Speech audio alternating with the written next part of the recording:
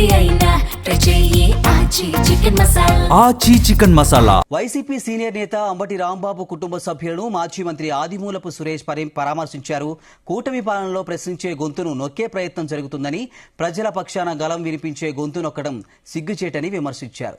కోర్టులో బెయిల్ వచ్చినా అనేక అక్రమ కేసులు నమోదు చేస్తున్నారని, అక్రమ కేసులకు భయపడే ప్రసక్తే లేదన్నారు.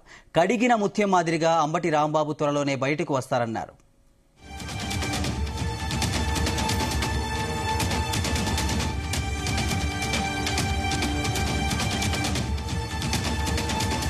వైఎస్ఆర్ కాంగ్రెస్ పార్టీ పిలుపు మేరకు అంబటి రాంబాబు అన్న పార్టీ కార్యక్రమం ముగించుకొని ఇంటికి వస్తుండగా తెలుగుదేశం పార్టీ ముఖలు పచ్చ రంగులో ఉన్నటువంటి రౌడీలు మరి వారి కుటుంబ సభ్యుల మీద దాడి చేసి వీరంగం సృష్టించి ఇంటికి తగలబెట్టి రాంబాబు అన్న మీద హత్య ప్రయత్నం చేసిన సంఘటనను తీవ్రంగా ఖండిస్తా ఉన్నాం.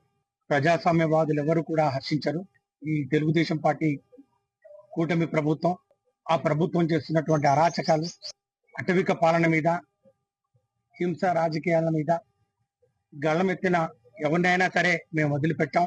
వాళ్ళని వెంటాడి వేటాడి ఎంత దూరమైనా వెళ్తాం అనే దానికి నిదర్శనం రాంబాబన్న మీద అక్రమ కేసులు బనాయించి వారిని జైలుకు పంపడం.